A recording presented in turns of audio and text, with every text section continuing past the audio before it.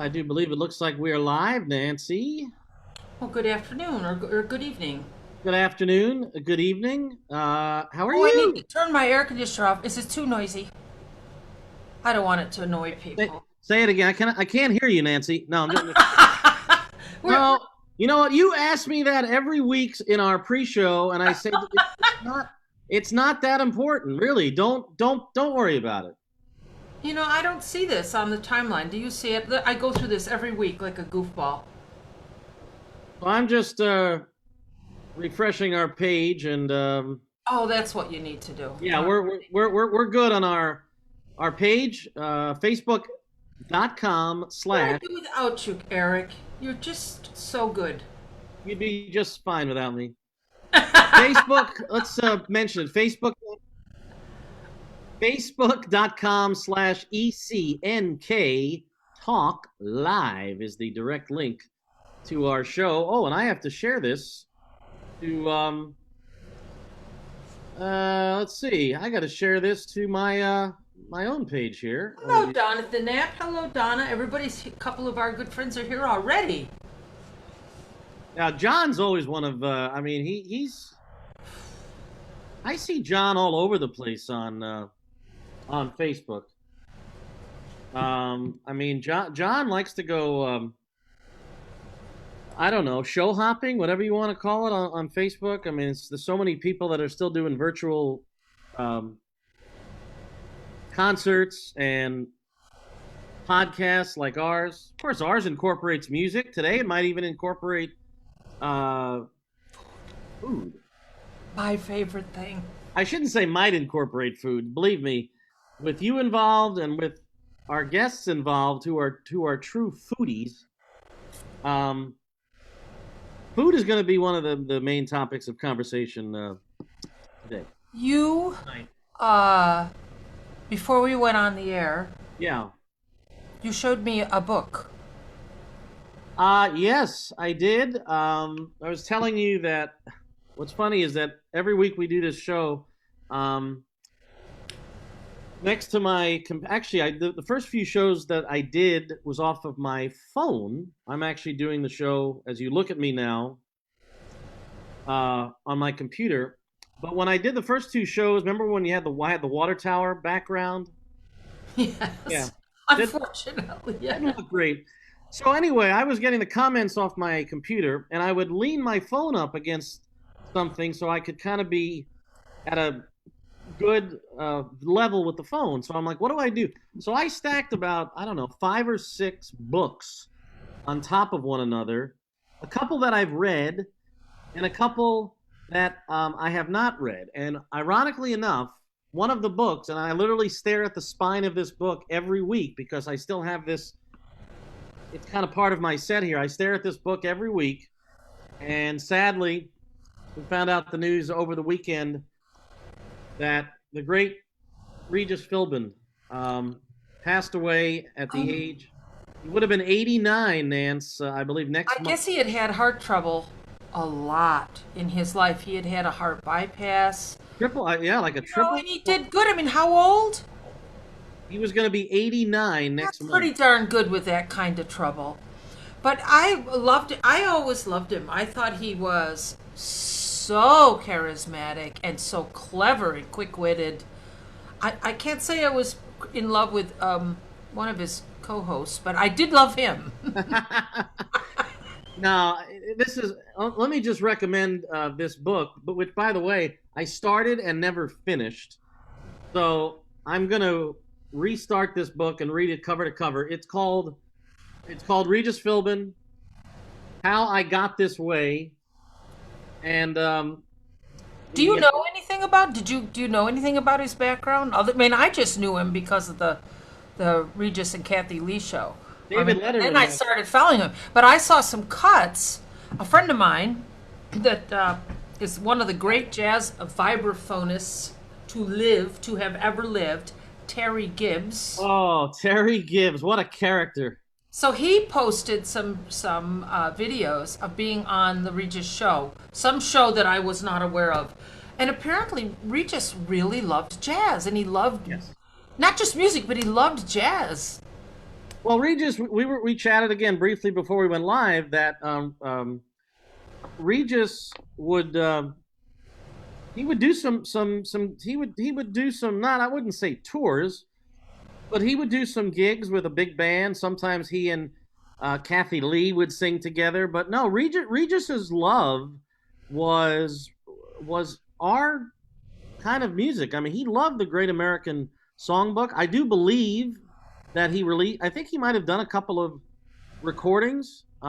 Oh, So really? yeah. I wish I had thought of looking for that. That So would be really great. no, he had a love of music. I'm proud to say that my dad. I'm not trying to drop my dad's name on every single show. Although Russ Kassoff last week was nice enough to drop my dad's name. No, my dad was fortunate to play um, on Regis's show a couple of times, where he would accompany.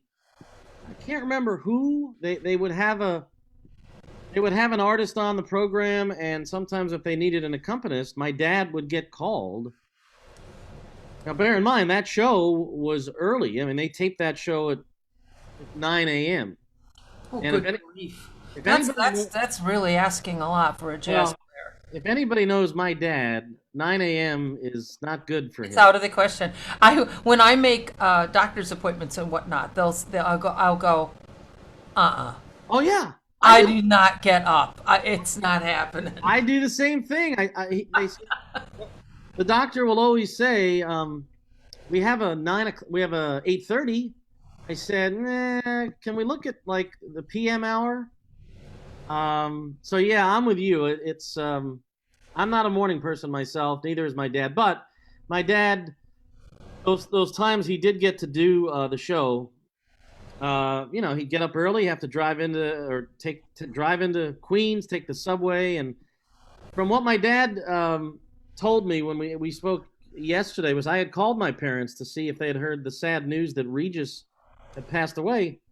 And, my dad didn't have a lot of interaction with Regis, but the few times he did when he was at that studio, he said that off camera, Regis he was just a true gentleman. I'm And I'm guessing, pardon me, that he was the same person because I think he was very genuine. He was very genuine. I got that sense too, that the Regis Philbin you saw, and they would do, you and I do our little chat, which doesn't last as long as they would sometimes chat, Regis and Kathy Lee, and then later on, Kelly Ripa. They would chat for 15, 20 minutes. And like every night, Regis would have something to talk about. He would talk about where he went to dinner the night before, who he went to dinner with. If Sounds he, like the way you and I talk. yeah, exactly. Except I can't talk about being on the Letterman show the night before. And he and David Letterman, by the way, were extremely Well, doesn't that say close. a lot for Regis? Because David Letterman is a very intelligent man, Very very, intelligent and a very private person too. very Uh, well read, really an intellect. and he writes, by the way, the foreword to the book that I'll show it one last time before we bring on our guest. Again, it's called How I Got This Way, and David Letterman wrote the foreword for this book, which came out. Trying to figure out the year that the book came out, 2011, which I believe is the year that Regis actually retired from doing the morning show. But then he did Who Wants to Be? You remember Who Wants to Be a Millionaire? You ever watch Yeah, that I'm show? not a game show fan, so I do. Let's just put it this way: it's wonderful he had a gig. I mean, it's so hard to have a gig, no matter who you are. But It's so hard to have a flippin' gig. but for somebody who started in California, on like a local affiliate in California, and then developed this New York show, which I guess was regional at first, and then blew up nationally. I think Regis Philbin's fame really started when he probably got to like 60 years old. I mean, between 60 and 80, Oh my God, there's still hope. yeah. So you're peaking, Nance. I don't know about that, but okay. Between 60 and 80 is if you follow Regis's path, then the best is yet to come, I think. Well, it is. All I know is that Anyway. best is yet to come with the two people we are about to bring on. Oh my God! Look at Well, you! look at What a us. segue! You I think just we, said you think we did this for a living or something? you Well, think, in yeah. this case, for just fun. But um, All right, yeah. Why don't why you don't we set? just bring them on and let them tell everybody all about who they are? You don't want to set them up? Give them like a You do quick. it. You do it, Eric, please. No, I mean you actually really know them better than I do. So, we'll just bring them on and have them talk about themselves. All right. Well, Joe Cortini, I met because of our wonderful little jazz fest up here called the Fulton Jazz Fest. I probably knew Joe before that, but I really got to know him well because of that. Yeah. And yeah, and we just hit it off and became friends aside from the festival. I mean, sure, uh, you get to know the people at the festival, but we live pretty close to each other. He lives in Fulton, which is the home of Mark Murphy, or was. I mean, it's a small town, but Right. nevertheless has some history. And Joe's making a little history around there with this A lot of festival. history. And we'll have to talk to him. He Yes, does he a lot is. of interesting things. And his dear friend and lady friend, Beth Ann Dice, who also was, I believe she was the secretary of the Fulton Jazz Fest, and I also met and became better friends with her. And it got, every once in a while I'd stop by a place and we'd hang out a little bit, and it's great to have people like that so close by to me. Yeah, and I'm looking forward to asking Beth Ann not only about what it's like to cook with Joe Cortini and all, but I want to ask her about her career as a midlife transformation coach for women. Very interesting, and she has her own website, so we could talk about that with Beth Ann and Joe. And there they are. Boy, they look a little stiff right now. They're coming on. You guys can loosen up. By the way, Donna Militello Calandra says that she loves your striped chair behind you. Hey, Oh, there they are. They're not in the chat there room. you are. That's such an interesting hat you have on, Joe. Hey, Wow, that's cool. What is that? Is it like a poster or a big button of some... That's our Jazz Fest drum head. Ha ha. nice. That's important. Very nice. So how are you guys? Yeah, You look absolutely delicious, both of you. you really do. We dressed for the show. Yeah, so did I. Please, I mean, Well, it's better than not dressing. I mean, that might have been a little awkward, Joe. yeah, yeah. He's going, Yeah, we're did we glad you- agree to do this? Are we? We No, always it's going to be fine. Don't be nervous.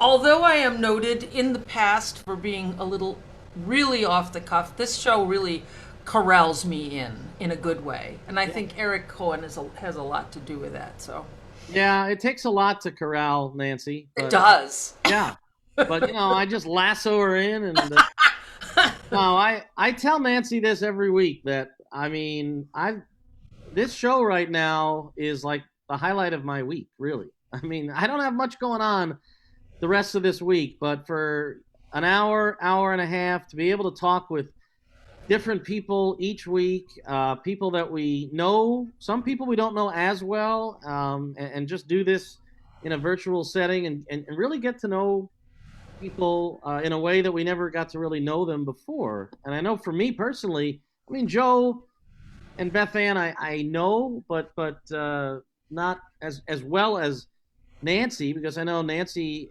I don't think she's missed a Fulton Jazz Fest. I haven't been to every. Only a few, really. Oh. One Only or a two. I think I've played the Fulton Fest more than, another one. So, so Joe, We love you here. We really do.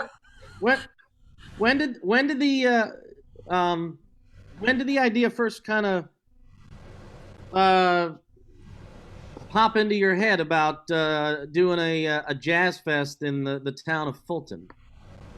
I have to leave that to you because I wasn't back There, there.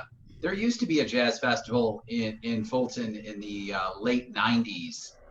as well, and that had a pretty good run, and then it went away.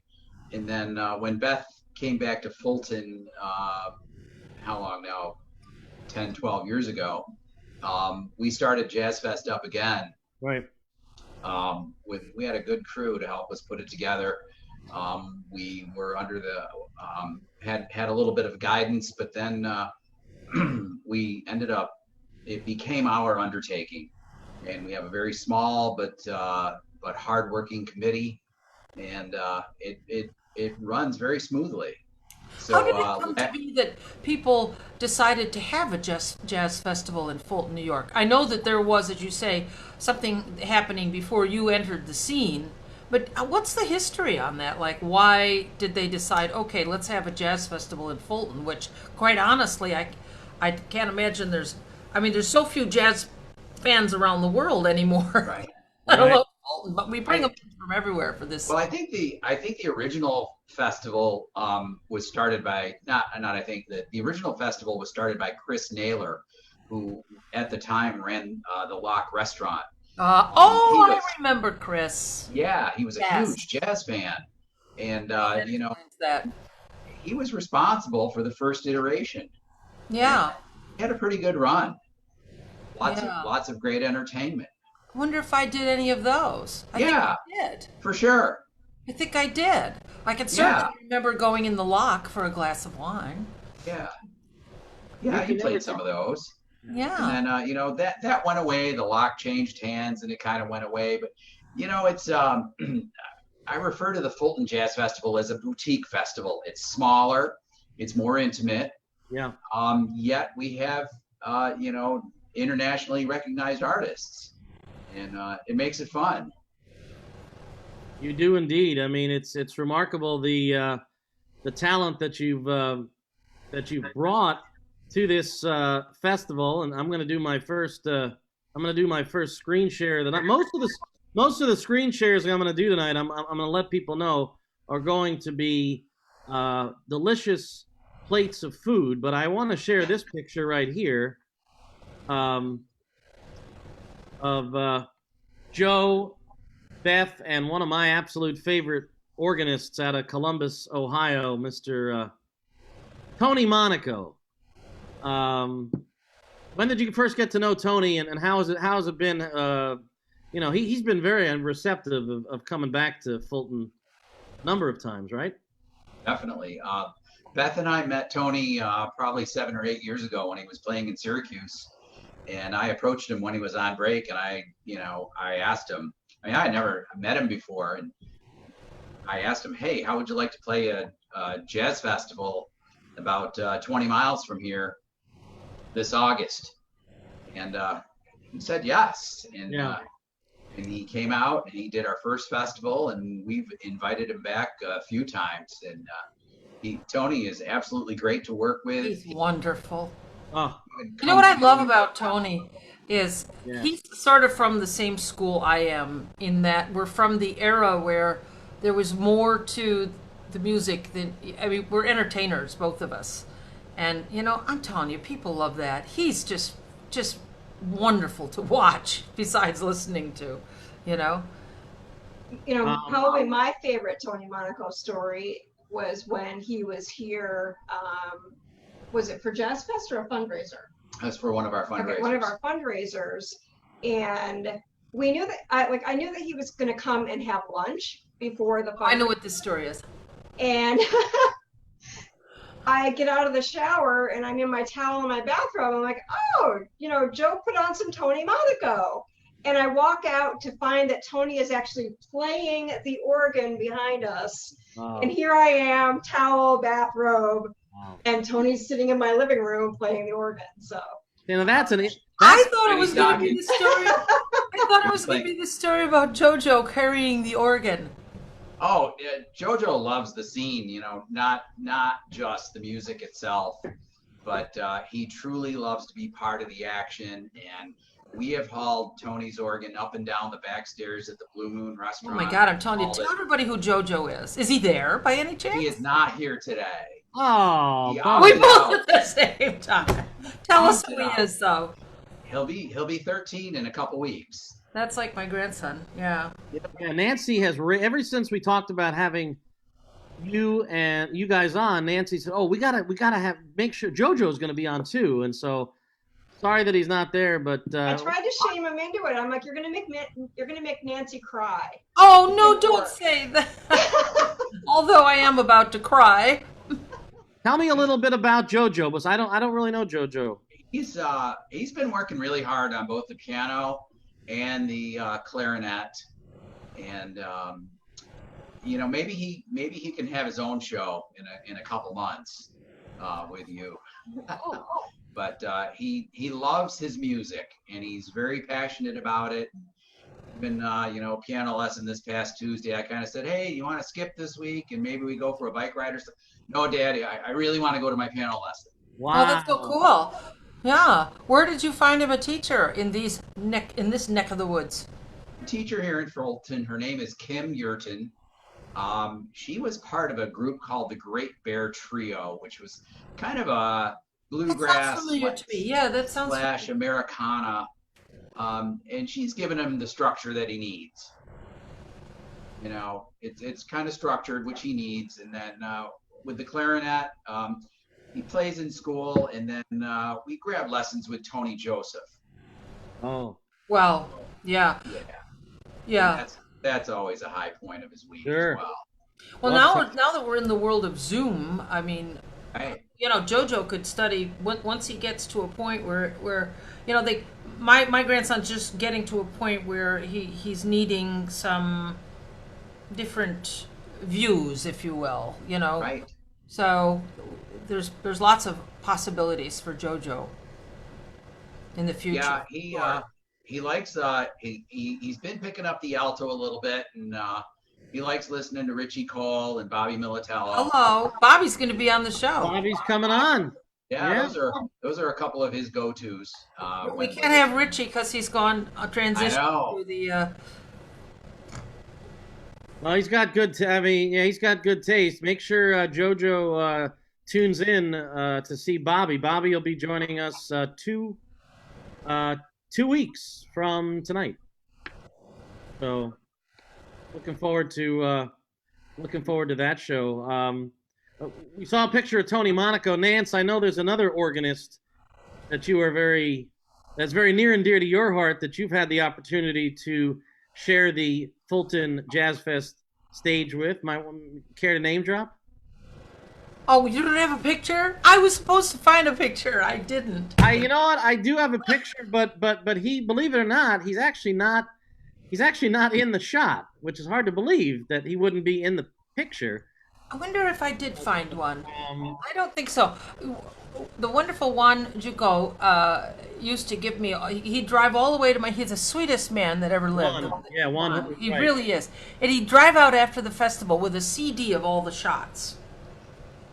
So I've got them somewhere, but I didn't dig that one out. So who are we talking about, Eric? Oh, come on, Nance. I'm setting you up. I think we both. There's a guy from Philadelphia, kind of a big guy, Nance.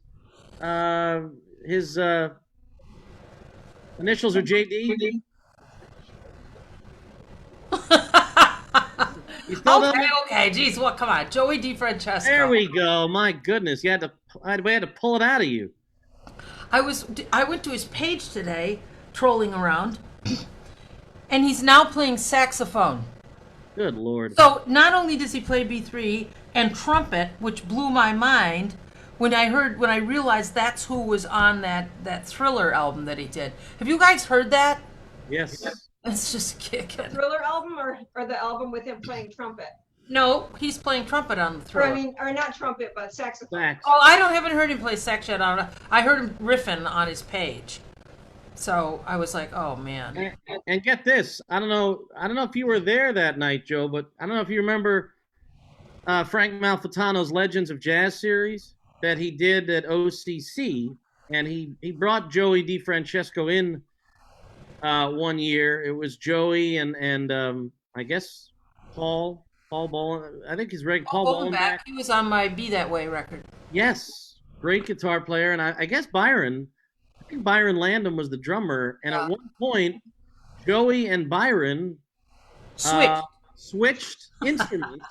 Byron playing organ and Joey playing a mean drum. So I don't think there is an instrument that DeFrancesco cannot play. Trumpet, sax, drums, organ. I bet you he could probably play the bassoon. I have a student that plays bassoon. Don't encourage him. All right. I won't. I won't. I will share though this picture.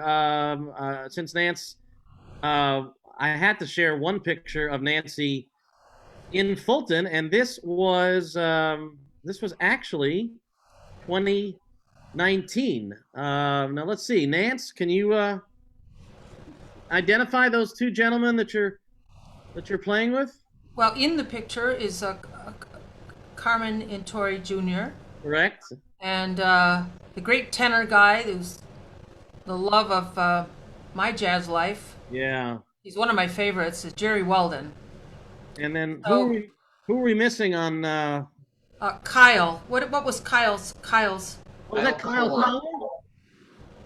I Kyle kept asking Kohler. on stage. Here I am singing, Yeah. and I kept asking him, "What is your last name?" It was Kyle Kohler, right, Joe? Kohler. Kyle Kohler. Hey, I can get away with that because I'm old. So. But, Yeah, Kyle was bad, man. He was bad. He came in and sat. He played my show. We don't rehearse. He just played my show. It was like, wow, you did a great job. Do you remember that show? It was Nailed great. it. Yep. I missed this one, so unfortunately I didn't get to see it. We see the banner in the back, Fulton Savings Bank. They I guess have been a huge supporter every year Since the beginning. since the very beginning. Wow, that's great. Well, tell us about Joe. Tell us about what you did in the beginning of your career. How did you get involved in the drums? I mean, you're a really good drummer, man, and you have a lot of love for a lot of different kinds of music. Yeah. Tell us about that. My dad was a drummer. And then we're gonna mess with Beth.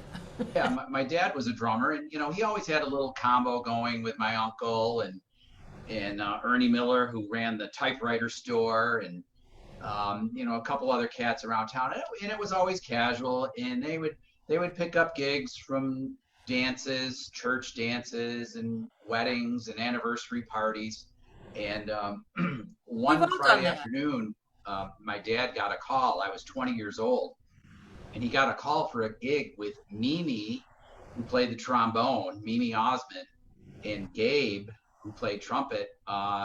And then he got a call for a gig, and he didn't want to do it. And I told him, I'll go. So I went from not playing at all to playing 3 nights a week. That'll do it. Blink of an eye. Huh. And I've run the gamut from lounge act to ethnic band to cover band.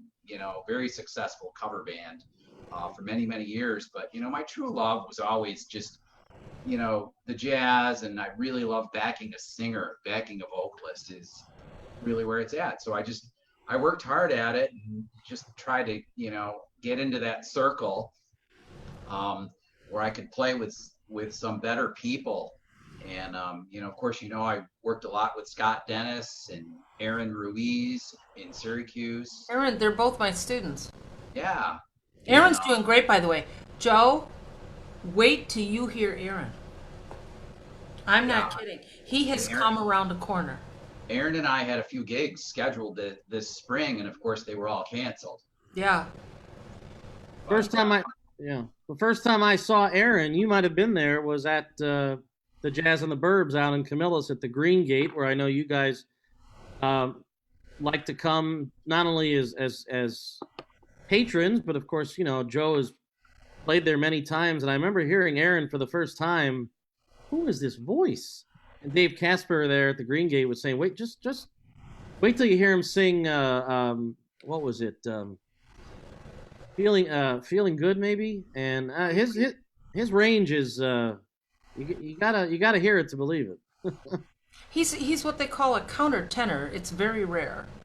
And I'm going to try to help him get some exposure because it's a very rare thing to have a voice that high. He sings higher than I do, and it could work out nicely for him because it's there's no one around that does that. Yeah. You know who had a high voice was Little Jimmy Scott. Yeah. But I don't know what Little Jimmy Scott had some sort of a growth thing, so he just never grew. Do you know the Little Jimmy Scott, you guys? Yes? No? Yeah. Little Jimmy Scott sounded a lot like Etta woman. Jones and Nancy Wilson. So you'd know him. The minute you hear him, you'd know him. But at any rate, that's very interesting stuff with Aaron.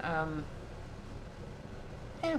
So the drum thing. I want to finish the drum conversation. And I think that it's really important. This is something I was thinking about before you came on the show. It really, really is great when somebody who's involved in a festival actually plays the music. And I think that it has a lot to do with making everything flow well and making the musicians feel well. I mean, you know what people need and how to make this thing, everybody feel well enough when they get on stage. And Yeah, it definitely helps. In fact, we frequently have other musicians that are part of our committee, part of our volunteer staff. So it really creates a level of awareness with what the people on stage are going to need, what they want, what they don't want, and just making them feel comfortable. well, what was your part in all that? When did you come into the picture, Beth? I remember meeting you quite a while ago. Yeah, so I came into when I moved back to the area. From where? I grew up here. I spent 13 years in South Carolina, and I actually moved back here to take the job with the chamber, which I have an interesting family history with that. My parents were members of the chamber, and I remember volunteering with the chamber very young. It was just what we did. We grew up in a family of service. My sister worked for the chamber right out of college, so it was really cool to come back and run my hometown chamber. And Jazz Fest was kind of underway at that point. When I came in May, and I grew up in a household where there was always music. Yeah. Always records and that kind of thing. And I grew up playing clarinet and was blessed enough to have Tony Joseph as my high school music teacher. Wow. Let me tell you something. I got to interrupt you. Tony Joseph is a gem of gems. And that school system is beyond lucky to have a virtuoso of his stature teaching at that high school, because you don't see working musicians enough in the high school system in this country. Absolutely. So these kids, they had it made. I didn't mean to interrupt, but I had to say something that's okay. about that. Yeah. So yes. And Tony I Joseph. will be honest, I don't think I appreciated the caliber of musician that he was at the time. Of course not. Until I was older. But to come back and see this great festival kind of underway and get to carry it through its first year, and definitely to bring it to what would have been our 12th year this year. Yeah. There were years that truly blood, sweat, and tears, because I wanted to make sure that this festival kept going. And even when the decision was made that the chamber wasn't necessarily going to be running it anymore, but they were giving it to us essentially to continue to run, I know that there were some people that were like, well, we don't know if we can do it. And I'm like, oh, no, we are doing it. Oh. We have to do it. We have to make this happen. And it was a very painful decision for us to have to make the decision to postpone it this year. But I know, but I think everybody understands. exactly. I mean, really, Exactly. I don't know. I don't, outside, it's one thing for the band. We're kind of away from people, but I mean, who knows what a crowd's going to do? And you just don't want to be responsible for that. No, better to err on the side of caution. Exactly. It's tough. It's a real tough decision. I've turned down a lot of work, but I am very very proud to be sort of a person behind the screen that's helped a lot with the festival, and Oh, gosh. we've really We're honored to have you be part of that.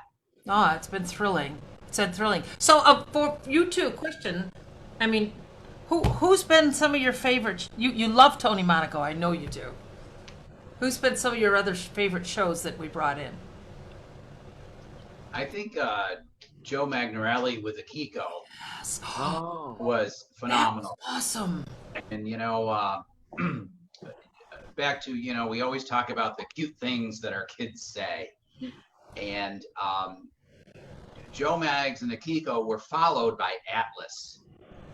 And my son was absolutely mesmerized by Atlas because, Paulie does a great job. He's got the lights, he's got the fog machine. Oh, it's a rock show, yeah. They've got the horns. And at the end of the weekend, I said, so what do you think? And, he's a boy. He's not always wanting to express himself. I said, what band did you like the best? And he said, Atlas. I said, okay. I said, well, who had the best music? And he says, Akiko. Ah. And, it's really cool for him because, he gets to hang backstage and, bring them water and a towel or whatever they need. And, Right. And like I say, he digs being part of the scene. That's And, awesome. So, yeah, I don't know. Who really stands out for you, Beth?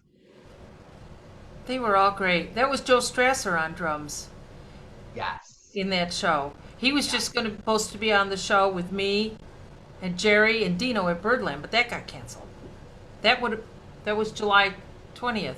That would have just a few days ago.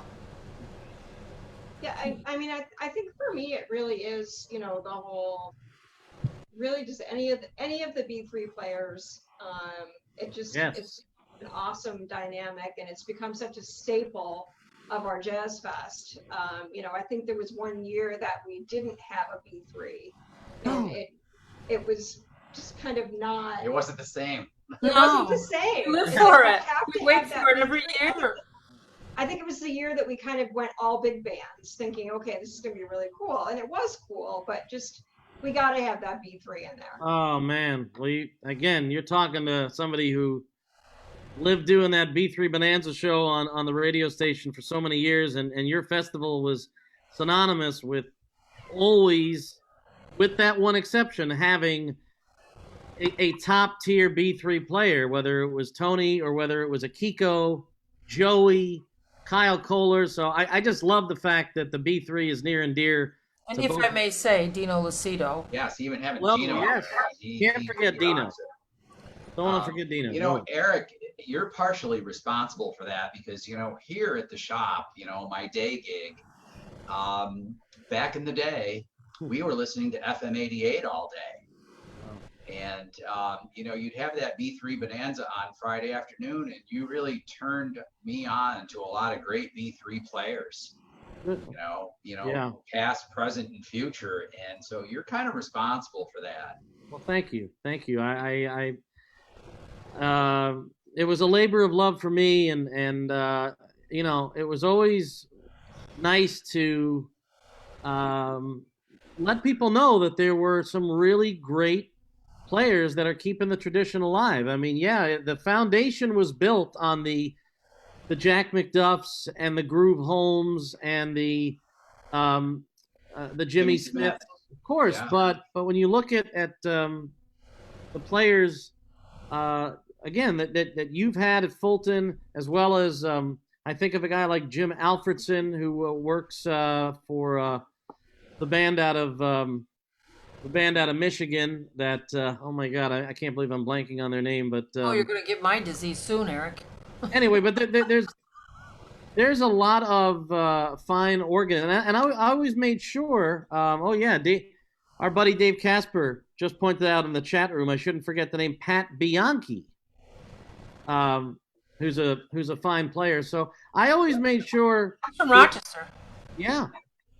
So I always made sure, Joe, every week to try to not only play. I played Jimmy every week, Jimmy Smith, but I always wanted to make sure I introduced people to an organist that maybe they were never familiar with, and I got them hip to their music. And so it's the ultimate compliment from a musician such as yourself to say that you learned about some new players because of listening to the Bonanza. And it was a fun hour of radio, no doubt. Great way to end the week. What we got to do, Joe, what we got to do is we got to bring in Bobby Jones from Buffalo, and then bring in Bobby Militello, and then I'll come in and sit in with that band. That's Absolutely. A killer right there. I forgot all about it. I don't know why I didn't think of it. Bobby Jones is a monster on the B3. Yes. So that's a done deal. Okay. I was supposed to do a gig with Tony this past May. Aw. Yeah. Were you going to go out there? Or? No, he was going to come through. I was going to do one with him here in Fulton, or Fulton, Syracuse, and then I was going to go to Albany with him. And he was going to pull Jerry Weldon in on the gig. And man, once you play with Jerry, it's all over. When he told me he was having Jerry, I told him I didn't want to do the gig. I said, I said, Tony, I said, I can't do that. And the kind of guy Tony is, he said to me, he says, no, he says, you'll be fine. He says, Jerry's like me, he's very relaxed, great guy. He says, you're not going to do anything wrong. And, Jerry is like Tony, he's world class. But, Tony and I are friends. So, I'm not afraid to get on the stage with Tony. Just takes doing it more, Joe. You just got to do it more and more and get used to it. I purposely get myself around people that kick my butt all the time. It's the only way you learn. That's the only way. I met Jerry Weldon. It's a funny story because we were talking about, there are by the way, everyone needs to know, there are no musicians that don't do weddings and that don't do anniversary parties. Everyone does it. So I met Jerry Weldon through a dear friend of mine in New York, Neil Miner, who's now touring with Jane Monheit. But no one's touring, as you know. But Neil and I we did a couple records together, I think. But anyway, so Neil put me on a wedding gig in Philadelphia. We used to do that because with the people from New York, you could drive to Philadelphia in under 2 hours, so it's like doable. So it was a wedding, and he goes, "You gotta meet this guy, Jer. You two are made for each other." I said, "Okay." So and then that was it. Then I met Jer, and then we had, gigs that followed and things. I put him on a record, and he's amazing, man. Yeah, it's intimidating though because they're fearless. They're beasts like me. Yes. That's right. Nancy is a beast, and that's an endearing. Somebody called me a beast. That's an endearing term. If you get a chance to watch our show with Ron Wilkins, wonderful trombone player, he said Nancy's a beast, and you were flattered by that, Nance. Well, it used to be monster. Like I said, it used to be someone was called a monster, but then I wrote on that post, but monsters are scary, and beasts are formidable. But I'm certainly much less of a beast the older I get. It's like sitting down a lot, getting through the night. So, Joe, I'm going to just say this. Periodically throughout the rest of the program, maybe every, 10 minutes or so, I'm just going to share a random photo of a dish that came from the, can I say the Italians? Of course. Okay, so I'm going to share a dish. Now, on Facebook, it would actually, and I can say I got these from Facebook, it would kind of give a description of what the dish was. But in this case, it's just the dish. So I'm gonna share it. And since you guys are big foodies and we're gonna start talking about food, please, we got to start talking food soon. If you wouldn't mind, can you tell us what we're looking at in this picture that I'm sharing right here? I know what I think it is. And I know too, but I want to hear from the cooks. I know what I think it is. Yep, that dish was actually inspired by Emeril Lagasse. Hey, and basically a frittata. Hello, what did I say, Eric? You did say it, man. Before Emeril got really crazy famous, we're going back 20 years for the inspiration for this. We loved him though. We loved him. That show, I never missed it. Yeah, and it's just tomatoes and spinach and mushrooms. Oh, that's not pepperoni. Why did I think? Oh, No, there's that is sun-dried not tomato. pepperoni. I thought it was pepperoni too. Oh my God! Tomatoes. I hate to disappoint. So you got asparagus, you got spinach. They're sun-dried or just regular tomatoes? Regular tomatoes. Where they cook up beautiful mushrooms. And you've got the you cooked it at the right temperature because you got just enough brown. I have an omelet You pan. have some cheese in it. A little bit of cheese. I cooked all my ingredients down first, and then whipped the eggs in a copper bowl, make them a little fluffy. Well, tell me about that. Tell us about why a copper bowl. Well, the copper actually has a reaction with the egg white, and So it's going to get fluffier. It'll get fluffier. That's why you whisk it in a copper bowl, and if you really Now I have to go on Amazon and buy a flippin' copper bowl. I know. My daughter's going to be so mad at me. And you know, if you really want to take it over the top, separate your yolks and your whites. Yeah. Whip your whites first, fold in the yolks, and then I arrange everything in the pan. I arrange the tomatoes in the pan, then I poured my egg mixture in, and you just let it set, keep working it away from the edges. You don't keep flipping it. But a frittata, wait, if I may, is not a frittata to me is, and I have grown up I have been in countless friends and boyfriends who were Italian in their wonderful kitchens. And a frittata to me is sort of like a quiche, but no crust. Yeah. Yeah. You know, I make a frittata sometimes for dinner. It's a wonderful dinner. That's what you did there. Yeah, and finish it under the broiler. Side salad, and then you're there, man. Yeah, solid. Nance, just tell me. I'm sorry, Eric. Well, no, I just want to alert you to what Joe said earlier. Just follow his directions, because if you don't, Nance, you know that the yolk's on you. Well, I was going to say something that I'm glad I didn't about the whites. All right. Can I get a rim shot, Joe? Oh no, you don't have the drums. Anyway. I was going to Black Lives Matter, man. Okay. So, anyway. I said it, didn't I? You did. Yes. No, you did. You did. Yeah. Anyway, did I take you off your train of thought, Nance? I'm sorry. What? I never am on one, am I? So, the cooking thing. I'm all intrigued. So, do you have a set of copper bowls? No, one. Just one. And what size would you suggest for someone? I don't know. How big is that bowl? 2 quarts, maybe? 2 quart? Yeah. Oh, she's going to go get it. Oh, I'm excited. I thought maybe she was going to go cook too. This is so exciting. I talk about my son, and during school, I cook breakfast for him every single day. We either have waffles, French toast, or pancakes. And one morning, he came out. I says, "How are you, Joe?" And he says to me, "Oh, Dad, all I could hear was whisking." That was his alarm clock, the whisking. Hey. Oh, isn't that lovely? And you could see how all the years of love and food making. It's been beat on. Every once in a while, I give it a little vinegar bath to clean it up a little. Nancy, that's our first copper bowl on our show. Wow.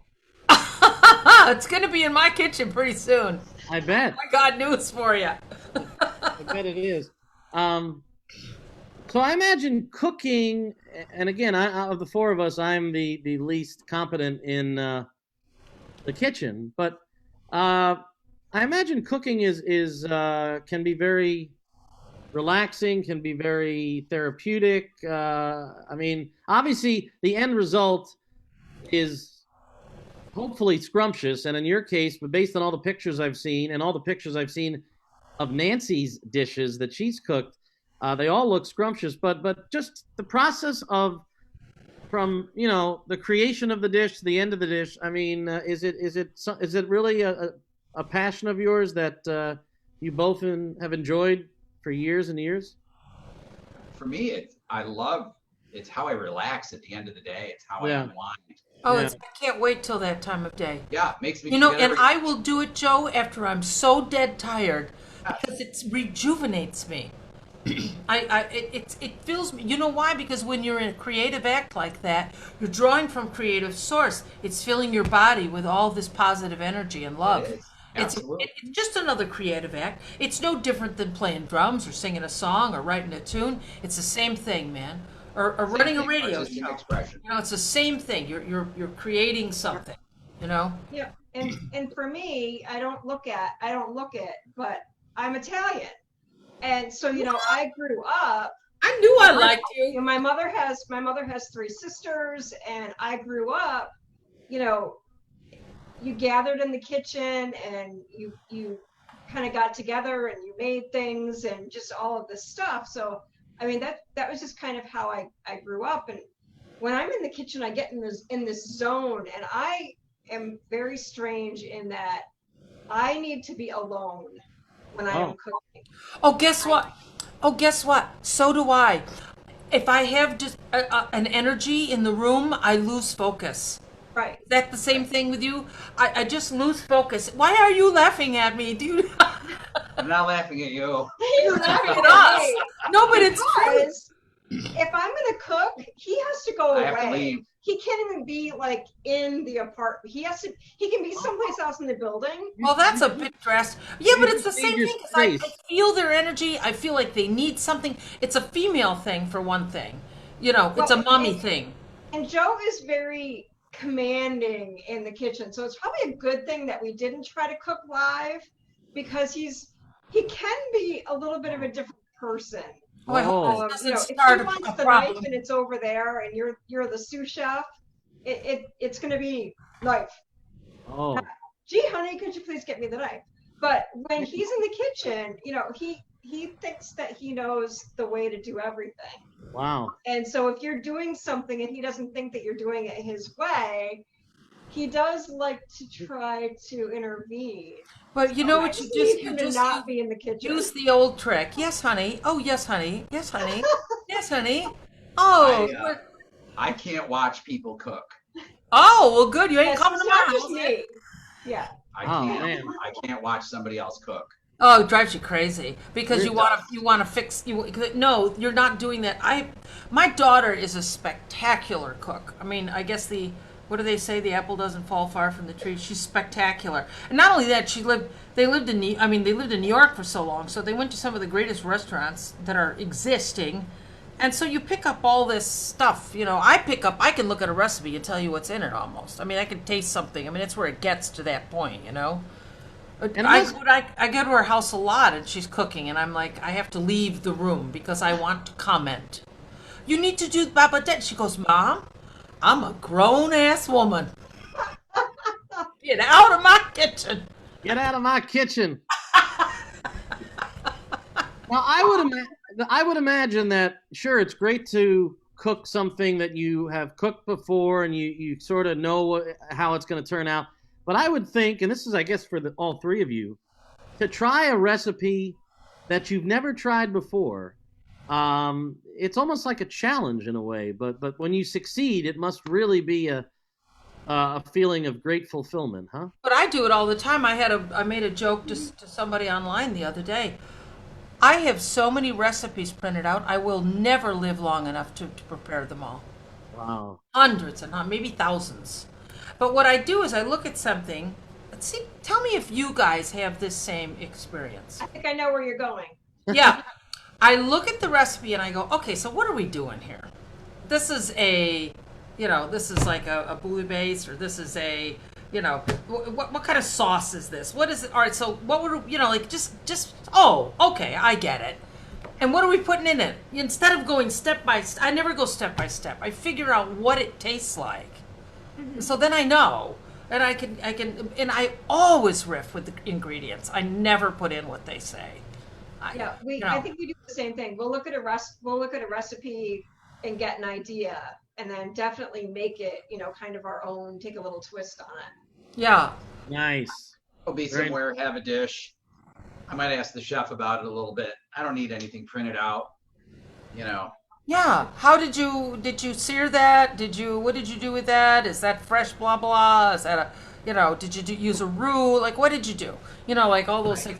But I can tell pretty much. I'm to the point where I can tell when I eat it. Yeah. It's just that how do these people think of all these things? I don't know. I see them. I get emails like sending me stuff. And I go, oh, I want that tonight. I've always felt that if Nancy were to put out a cookbook, to me, I think the perfect name for your cook. I know you're shaking your head. No, because I couldn't, because I don't know how to measure. I don't measure. Well, listen. Hypothetically, I think a Nancy Kelly cookbook. The title for it would be "Riffin' in the Kitchen." Yeah, man. Doesn't that? Imagine You that. know? You too, Joe. And that applies to you too, because again, musicians know how to riff, and cooks have to riff. That would be the name of my restaurant, Eric. Riff. Oh, get out! That's so cool. But of course, we don't want to have a restaurant. Yeah. That takes a different kind of person. By the way, it's time to share another picture. All right, you ready? Here we go. Here we go. It is time for food porn picture 2. Ooh! Oh! Ooh! Nance, do you have any idea what that is? Well, there's some asparagus. Looks like some kale. Some kind of maybe prosciutto. No. I don't know what you got going there. Some kind of Okay. Tell us the dish. onions. This is one of those dishes that's hard to photograph, and that is risotto. Risotto. But it is chicken cordon bleu risotto. Get the F out. However, it's Italian style with the prosciutto in it instead of ham. Yeah, man. Yeah. So Yeah. risotto is kind of a staple in our house. Not so much during the summer, but in the colder months, we typically do risotto about once a week. I have a problem. And Beth, we're going to get to you with the wellness thing. We're going to because I want to talk about the wellness thing and the eating. Yes. My problem is if I'm here and I'm alone and I make that, it's not pretty. It is not pretty because I will eat it. Well, and there was a point this winter when we were making risotto once a week, but we were experimenting and trying different things. Like, we did buffalo chicken wing risotto. That was crazy. Why not? 1 week. It was really good. Hey, we do have a comment. Speaking of organist from Oh, Will. you're seeing that? I don't see a comment because this thing is taking up my whole page. Well, I'm going to stop the Make share. this picture go away, please. Anyway, William Gorman. Who I know you both know. Will Gorman commented, "More garlic." Well, Garlic is good. You like garlic? how do you grilled that asparagus, which I do. I mean, I just let it be near the flame for, I don't know, 60 seconds maybe, and I'm done. I've really learned with vegetables. I mean, you just don't cook them. What you're really doing is heating them. Warm And them I up. That's assume- really what it gets down to. You I know? assume it's impossible to eat asparagus without drizzling some balsamic on top, right? That's one way to do it. I just use olive oil and salt and pepper, put it on the grill, and then squeeze a little lemon. You're done. Whatever floats your boat, Nance. Well, we could do balsamic. We could do that. All But right. it's got to be real balsamic. See, the problem is most people do not have real balsamic vinegar in their home. So real balsamic vinegar is very expensive. You could put it on ice cream. Oh, Oh, it's so thick and just heaven on earth. It's Yeah, no, most people don't. What you're getting in Wegmans is not real balsamic vinegar. But Joe and I know all that. Those yeah. secrets. So we've had 2 courses. Let's take maybe a break in between courses and shift gears for a moment and talk to Beth about your website and about your role as a wellness coach, because both of you have other lives besides just being great cooks and involved obviously with the jazz festival. Of course, Joe being in the shoe business for a century. Oh, can I interrupt? Was your dad also in the shoe business? Yes. Grandfather. I swear that I knew him. Oh, absolutely. Was yes. he always in that building? Yeah. No. We've been here since 1978. All right, so go with me here. Who was in the little building on Broadway That's before the Eugene. river? That's Eugene. Oh, Eugene. So that was not your relation? There's Good a guy. fly flying around here because I have a glass of wine. That's what you see. We have one. Oh, that's too. what you were doing. I didn't know what you were I'm doing. nonchalantly trying to like make it go away. Yeah. So yeah, Beth, we should mention your website. There's a website, BethAnnDice.com, midlife transformation coach, redefining midlife for all women. When did you first, as Joe has left us, as we focus now? Yeah, we lost Joe.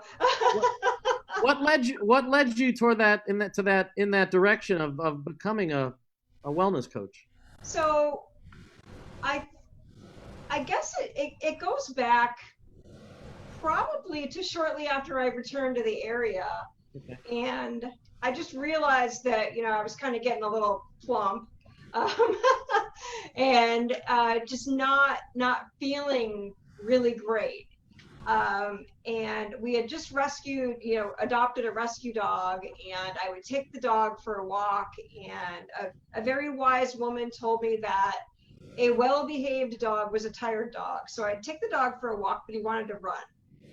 So I couldn't run like an entire walk with him. So we'd run a little bit and then we'd walk, run, walk, run, walk. Not realizing at the time that what I was actually doing was interval running. Could you tell us at what age, if you don't mind? If you don't want to, you don't have to. So I would have been like right after, I moved back here shortly after I turned 40. Yep. So right around that time, my dad has always had heart issues, and I think he's had like 5 heart attacks and, just all of this stuff.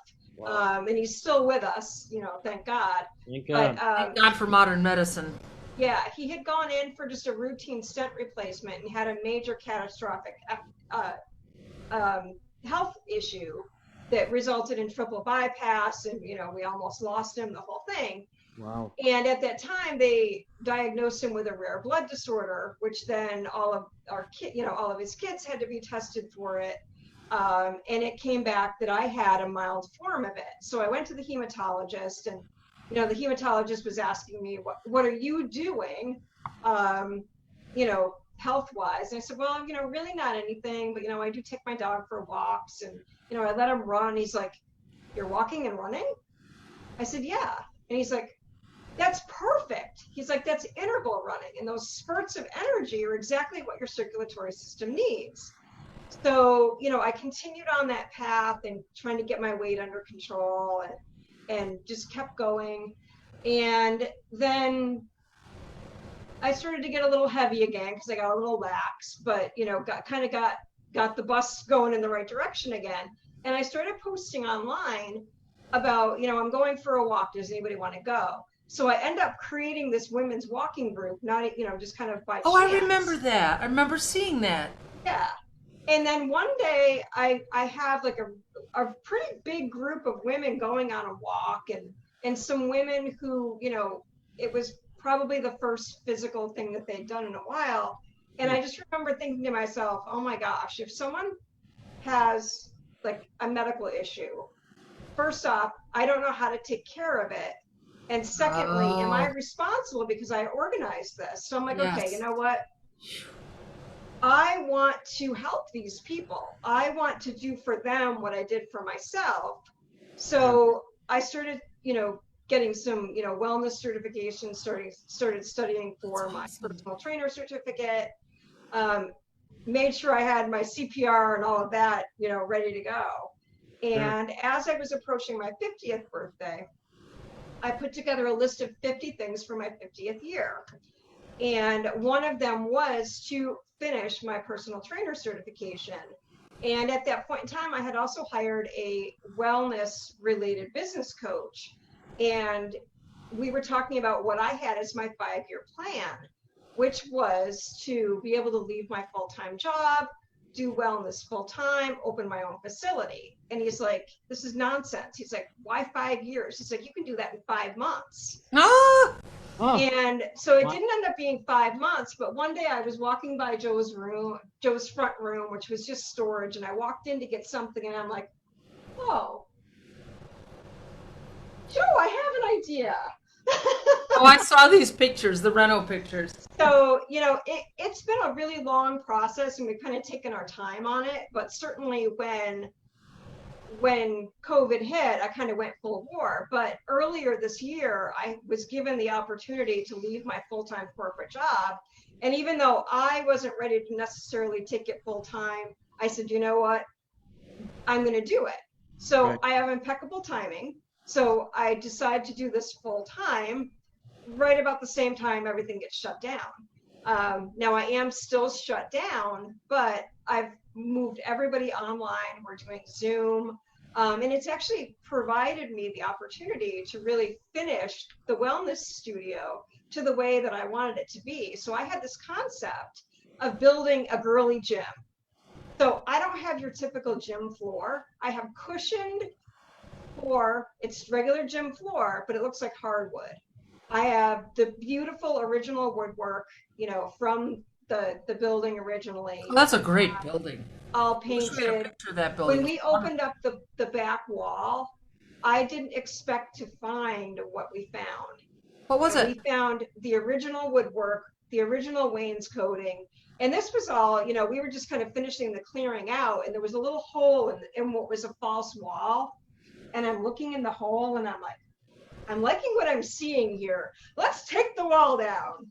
And Joe is just like this angel of, okay, and so supportive of every probably crazy idea. Think about Lucy's crazy idea, except Ricky goes along with mine.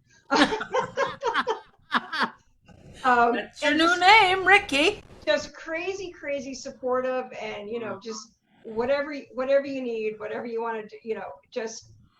And so my whole thing was I wanted to be able to help other women get successfully through menopause. And I have a little tagline of make your mid-years your best years. And truly, when I look back on everything great in my life, I've had a lot of great stuff, but I think my best years have truly been from about 45 on so far.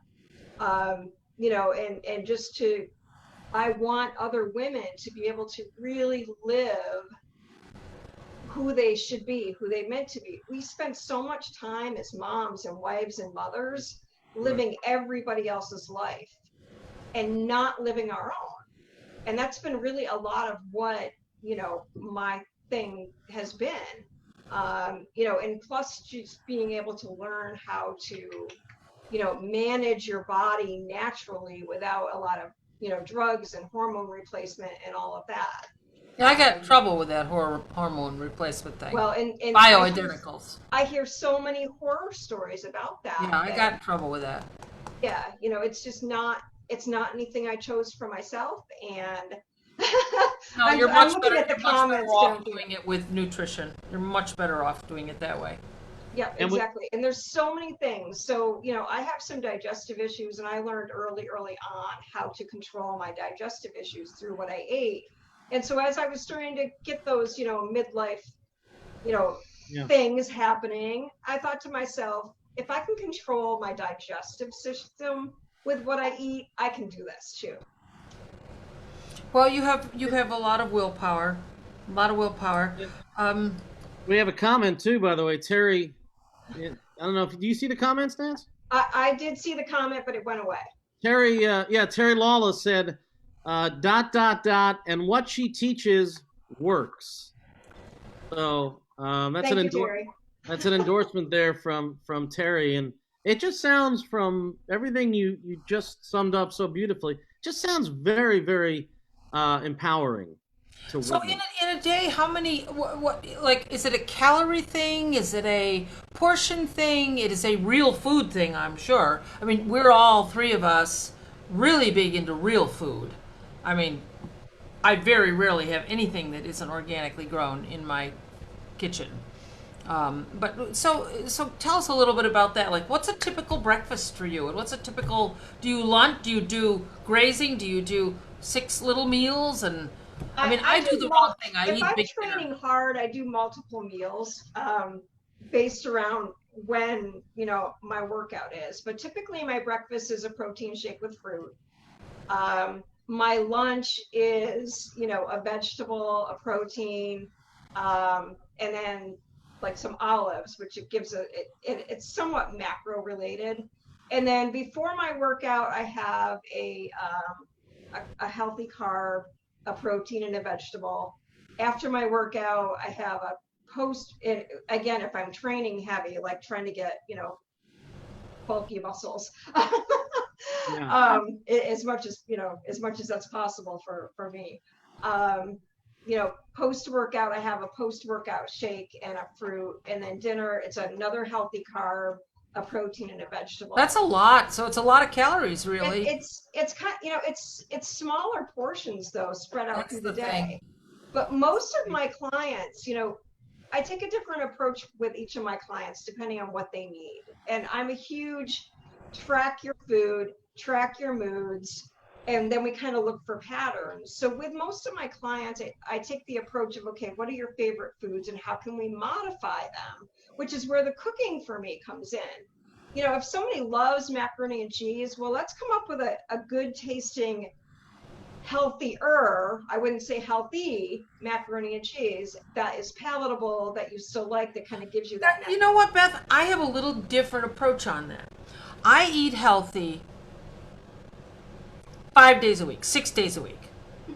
And when I want macaroni and cheese, I'm going to eat some macaroni and cheese. That's what we call cheat day. That's what I'm going to do. Because I do not want to eat lasagna with low-fat cheese. I am not doing it.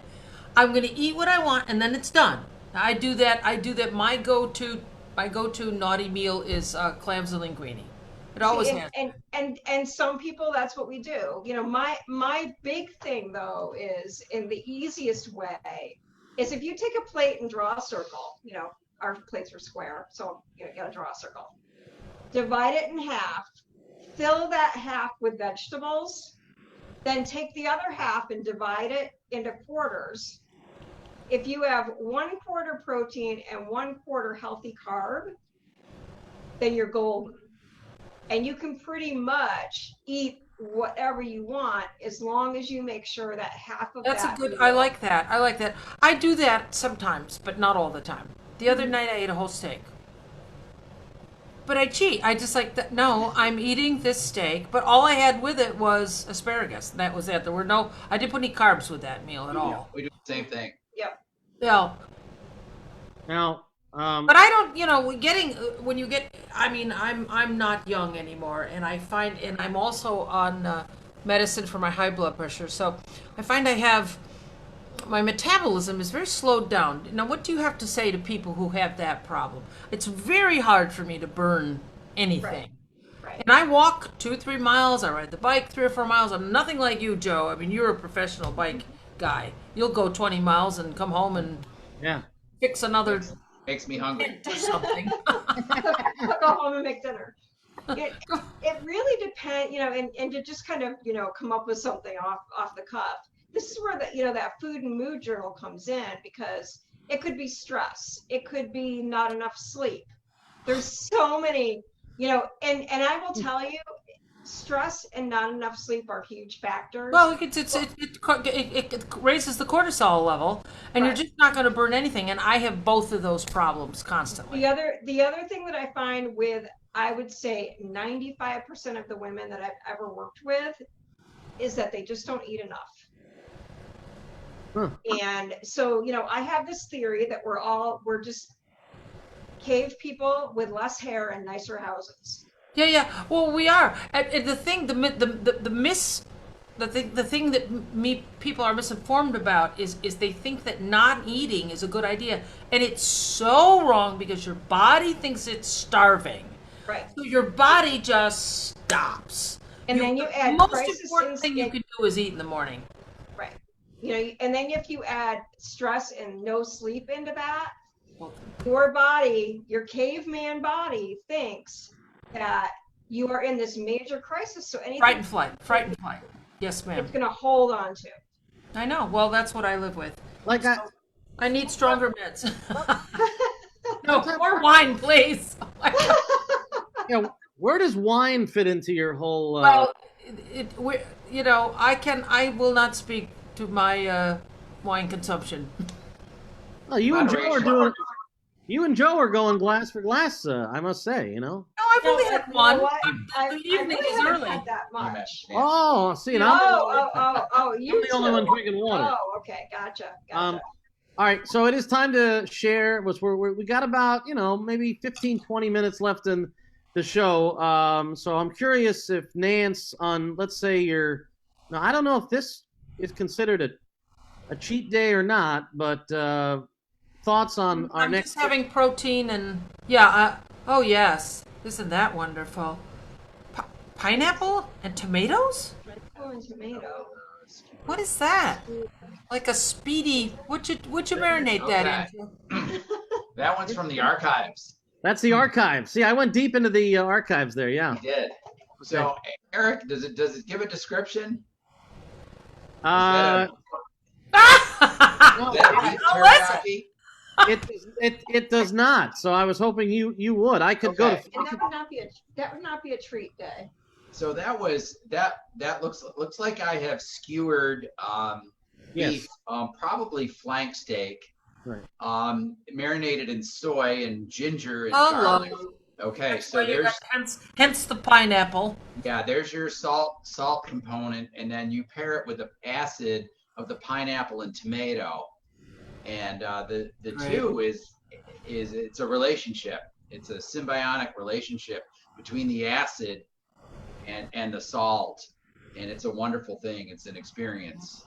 And it's very satisfying, and you fill up a lot quicker than you think, because I do a lot with fruit. I'm big on a mango. I use a mango salsa a lot. Oh yeah, you use it everywhere. Chicken, pork, everything. It's just super good.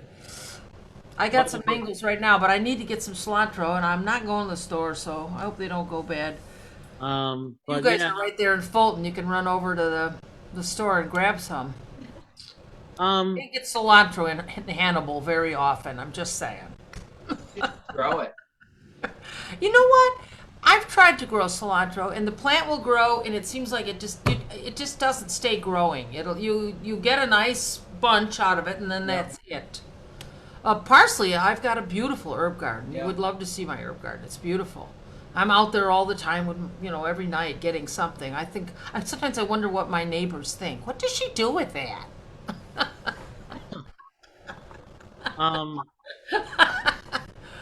So a question, and I guess for Joe, I mean, obviously your family has a long history in Fulton. I was actually in preparation for the show tonight, somehow tracked down a cool interview that was done about 4 years ago, talking about the Fulton family and the different generations, and you talked about getting hot fudge sundaes from Foster's and a place called Greco's and Woolworth's and the old. How has Fulton changed over the years? Like what's modern day Fulton like compared to the Fulton that your dad grew up in? Has it changed dramatically in all the time you've lived there? I think, like any small city, I think Fulton's gone through some major changes. I mean, gone are Foster's, where you can get a hot dog or a hot fudge sundae. Gone are the family shoe stores. Oh. The camera shop is gone. There used to be 3 men's clothing stores in downtown Fulton, 4 women's clothing stores, 3 jewelry stores. And the downtowns across America have lost a lot of those businesses. Yeah, but we have a Walmart now. We have a Walmart. Yeah. And which I dread going in, but I do sometimes. And sometimes we have to. Yeah. I have an expression, and it's perhaps frowned upon, but I'll share it with you. And that is, Walmart is God. And I say that because whatever your problem is, you turn to Walmart. Walmart will solve it. And it's sad. It's sad that's the way today's society is. And I don't want to get too far into that. Well, they don't have a shoe repairman there. They don't have a shoe repair. They don't. And, you know, They don't have shoes that are worth repairing there. So right. You know, my business has been here since I found an ad from 1911 from my grandfather. But you know, we're always changing here, and you know, I don't just play that shoe repair, shoe store model. Right. Whatever we have to do, we do. I mean, we pumped out 3,000 masks. Yes, you sent me some. Thank you. I saw there was a mask shortage, so we made masks. Wow. Right now, I'm manufacturing for a company out of Rochester that is building a medical device to sterilize hospital equipment, and I'm part of that process. Wow. So, but it's sad that downtowns in general have changed. Yep. Yeah. Small town America is definitely not what it used to be. That's for sure. Yeah. So I wonder, Joe, have you ever tried? Let me see if I can share this. Here we go. Why am I not seeing my share thing? Okay. Hold tight.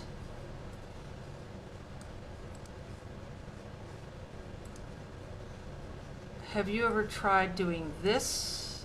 Whoa. Yes.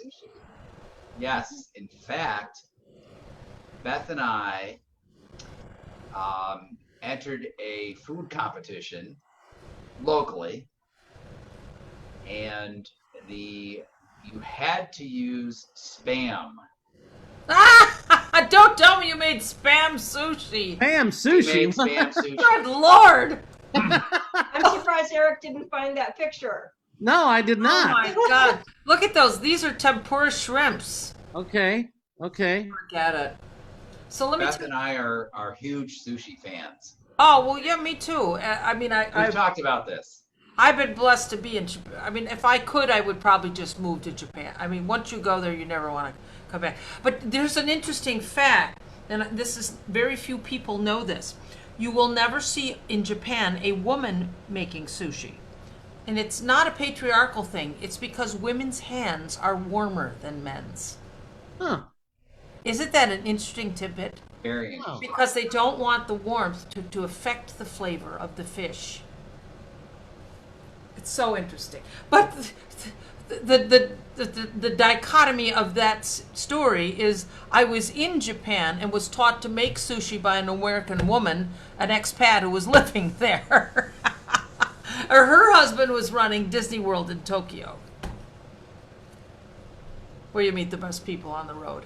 It's unbelievable. What a great story. Great story. I don't know. I've just made it, though. It's a lot of work. I mean, if you've got some folks coming over, it's worth the trouble. Yeah, it's a tough one to do at home because you want the variety, and Right. you know, kind of difficult. How many kinds of fish are you going to buy? And, Yeah, and you can't get sushi grade. Right. Maybe I don't know whether Wegmans has sushi grade. I don't know. You could ask them. They make it all there, but I don't know whether that's the real deal anyway. I've been tempted to buy Wegman sushi, but I feel like no. I mean, if I want to have sushi, Let me just tell you something, Eric. Yes. That's American sushi. It is not Japanese sushi. right. Anything you see there for sale is not. Even though you see Asian people making it, it's not the real deal. So how did you guys do in that? You said you were in a competition. How did you guys how did do? we end up on that one? I think we took second place because one of the judges, quote unquote, did not like cold rice. Oh, Yeah. I'm not hanging out with this dude. I just love Nancy's expression. But it was fun. Oh It was man. fun. I think it's the only one that we haven't won. Yeah. We won the chili cook-off. The sushi cook. Oh, the chili cook-off. Yeah, I you don't know, like chili. there I make was chili. I think there was a chili and I chowder can eat it. cook-off. The what? There was a chowder cook-off as Oh, well. well, that's good. I've never made chowder. Really? Well, I think I've made corn chowder. Sometimes I use what's left over. It's Yeah. you know, Um, potatoes and corn, and you can do southwestern. Put some But spice in it and cilantro, and man, I want that right now. the spam sushi. I mean, I'm not a spam fan, but the Or spam am I. sushi is interesting. Put a little pickle in there with it. Hey, look it. If you eat bologna, you're not stretching far out if you eat spam. No. Or But it was how about fun. a Hoffman's Hot? It's all the same, Yeah. Come on, and I gotta have a Hoffman's Hot and a white one at that. We're the only part of the country that has pork hots. My sister moved to St. Louis, and we used to have to send her boxes of white hots because they don't have them anywhere else in the country. Do you ever eat a white hot, Eric? yes. They call them conies. Conies, yeah. Every 4th of July, although this year, it's usually a tradition of mine to go to Hyde's because I'm only about 5 minutes from Hyde's here in Liverpool, and I usually get a couple of conies and one hot dog. It's the only hot dogs I eat all year, and it's July 4th. This year I decided to avoid what was probably a very long line, and even with the social distancing, I said, you know what, the hot dogs can wait. But no, I love conies. When I tell people, What do you like to put on them?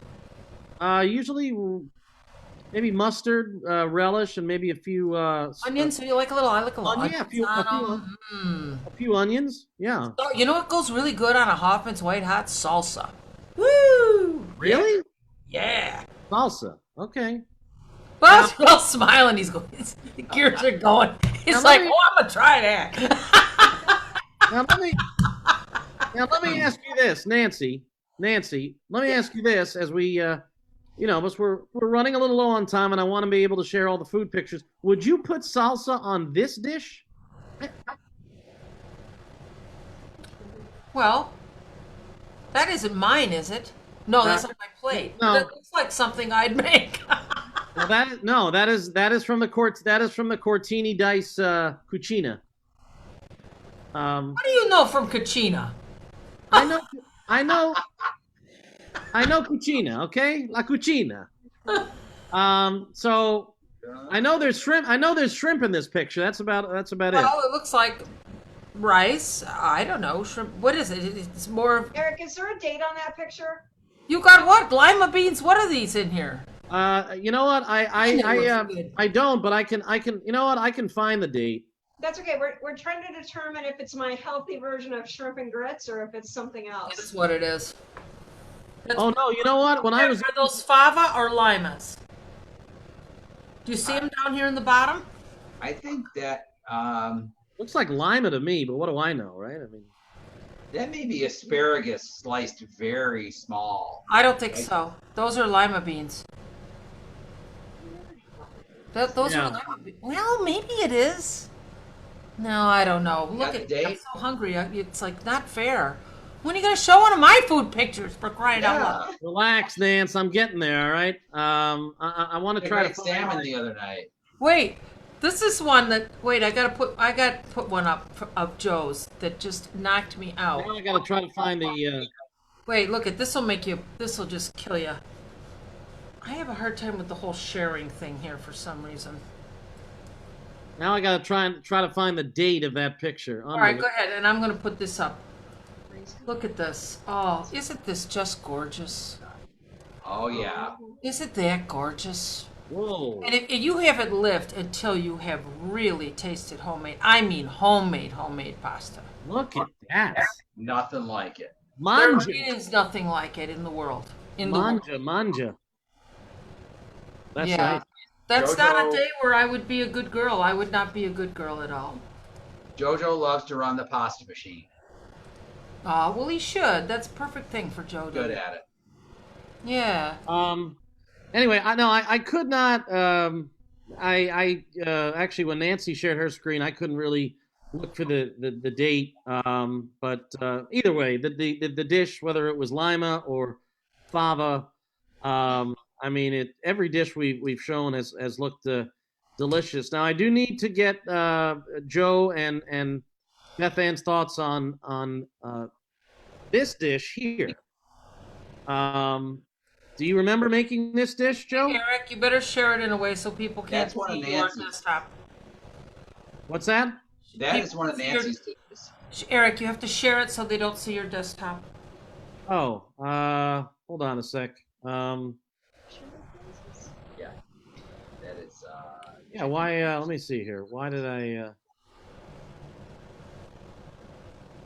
There you go, hon. Are you? I riffed on this. So yes, this is Nancy's been talking about it, and I told Nancy that I literally wanted to just lick my computer screen when I saw this. Well, actually, I have one of those silly spiralizers, and it's such a good thing to have the zucchini instead of the. We all want the pasta. We all want it. But this works really well. The thing with the zucchini, when it's spiralized like this, I mean, you literally just let it touch the pan, and then you take it out of there, or it's just mush. It's not good. So pan-seared chicken, Yeah. chicken breast. Yes. I forget. I went out. It's got basil from my garden, Lemon. wine, lemon. You know, it didn't call a chicken broth. I thickened it with some cream and cornstarch, to be honest with you, So good. because I wanted it to stick. It was killing. I bet. It was It looks it. killing. Uh-huh. It was really killing. You know, So- originally, when I told Nancy I was going to come pay her a visit, I said I want to try the salmon because Nancy makes a killer salmon. And then I saw this dish. I said, you know what? Maybe salmon will be visit number 2 because this lemon basil chicken just looks just Oh, it's crazy. And it's funny about ingredients and flavors. I mean, what happens when you cook for a while, and I mean really cook, and I'm not talking about people that make meatloaf, and trust me, I love me a meatloaf. You know, love it. But I mean, you get to a point where you start to really understand ingredients. You really understand, and then you get to a point where you riff with the ingredients and you go, well, you know, what would this be like with that? You know? Couple of comments, and I want to thank Debbie Bush Thomas, who commented that Joe and Beth's dish, I guess the dish that we just showed, the shrimp with the beans, she said is from June 19th of last year. Okay, so that would have been asparagus in that, which was just chopped. Okay. Beans. Okay. Definitely. Very good. And then Debbie also went on. Debbie also went on to say that she loves your Italian Scallions Facebook page. I didn't even know about that. I got to go check that out. Yeah. It started out as an April Fool's joke. Italian scallions? The I put Italian my homework. Scallions. You have aprons. That's us.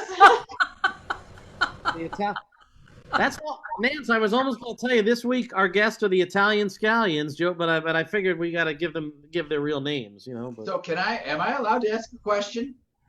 Go ahead. Nance, do you have any gigs coming up? Do I what? Do you have any gigs coming up? I actually do. I found out about it today.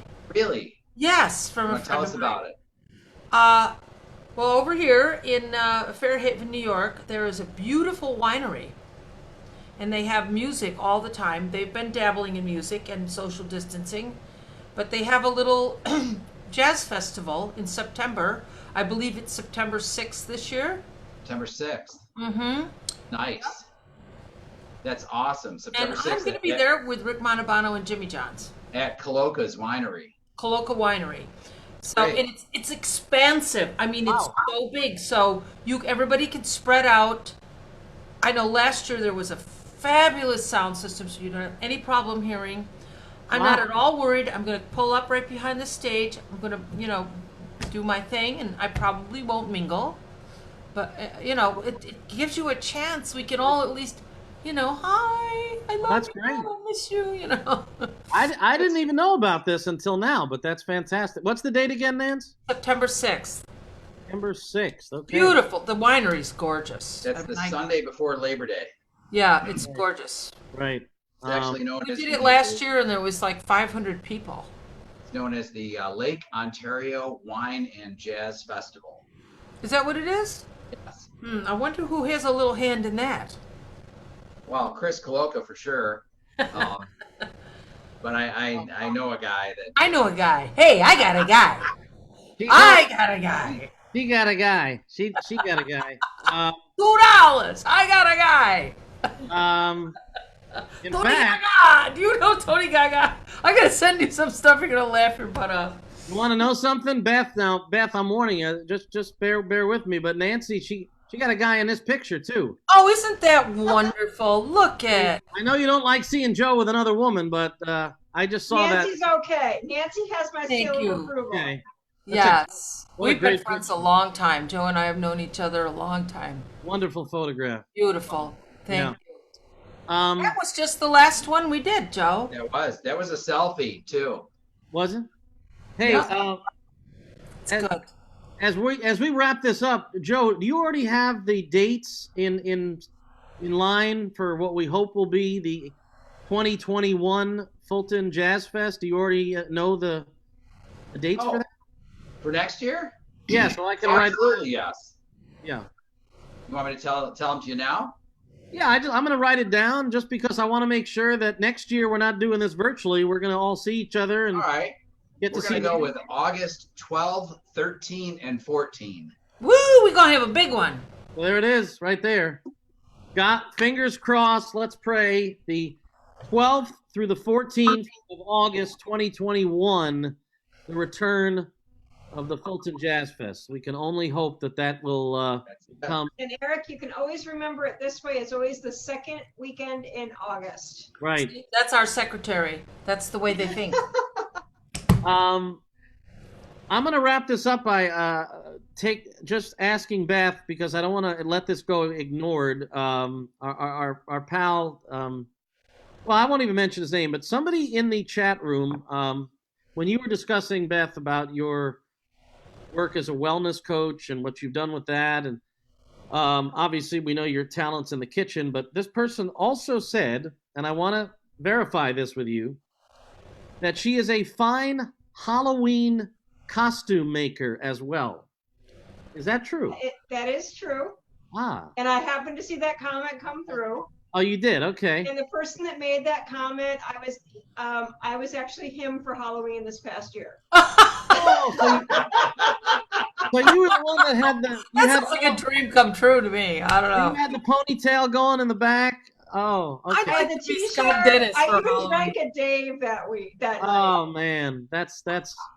Do you have a favorite costume that you've ever created over the years? I think probably well, I have two. So when I was younger, there were two female comedians who I've always loved and still love. One was Phyllis Diller and the other one was Lucille Ball. Oh. So when I was in 6th grade, I was Phyllis Diller. My mother and I made this costume together. I went to school. Now in those days, you could still have, the cigarette holder, the whole deal. Right. Of Right. course, no one in school. I was always the weird kid. No one in school knew who Phyllis Diller was. Yeah. And then a few years ago, a few years ago, Joe and I dressed up as Lucy and Ricky. Oh, I love it. Oh my gosh. Yeah. Why couldn't I find those pictures? They're on Facebook. They're there. Don't we love Facebook? I love it. It's so entertaining. It really is. Wow. And you've been very entertaining. And oh my gosh. So grateful you joined us. Did you have fun? We did. We love it. We love your show. We can't thank you guys enough. Again, our guests have been Lucy and Ricky Ricardo. No, excuse me. The Italian Scallions. Italian. I'm so surprised that you did. I love it. Anyway. Nancy said I didn't hear because you were talking in my ear. Anyway, Joe Cortini, Beth Ann Dice. The website, by the way, Beth's website is bethandice.com, and some real cool stuff on there. And Yeah, and I would say it's worth anybody's time to Yes. contact you and Yes. take the short. You're only 35 minutes from Syracuse. You're not far. There's very few people really approaching this with the kind of health forward, good food forward, the whole deal. It's really great, Beth. And honestly, I built the studio to be hybrid so that I could train online or in person. And certainly that was great because when I had to close, I closed one day to just get my thoughts together. And then that next day we were fully online. I even had a woman who, when she went to visit her parents not long ago, still came to every class and her one-on-one through Zoom. So, Wow. Great.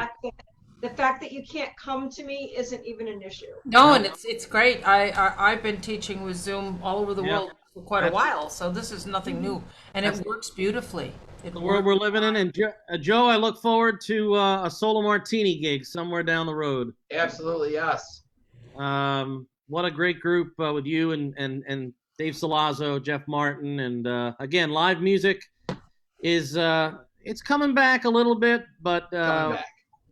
Eventually it's going to come back in full force. And again, August 12th through the 14th, 2021. Let's the four of us all gather for a great weekend, as always, of jazz. Cheers to you guys. That's going to be. I would. Cheers Cheers to you guys. Salud. Salud. Okay. All right. Click, click. We'll see you later. Have a lovely evening. Thank you for joining us. Thanks Be for having safe. us. Thank you so much. Thanks We'll for see you joining soon. us. I'll And see you September 6th, I bet. Nance Yeah. got a gig the 6th, and Nance, next week our guest is going to be Jeff Stockham, a fabulous trumpet player. We need to talk him into it. He didn't want to do it. I Yeah, said, but come on, man. Bring that French horn. Now, we'll have Jeff Blow next out week. some Miles Davis on there, baby. And again, tell JoJo, Bobby Militello in 2 weeks, okay? You got it. All right. All Thank right. you, guys. Love you. Bye-bye. Love you guys. Thanks for joining us. Have a great Love week. you, Eric. Night-night. Love you, Nance. Take care.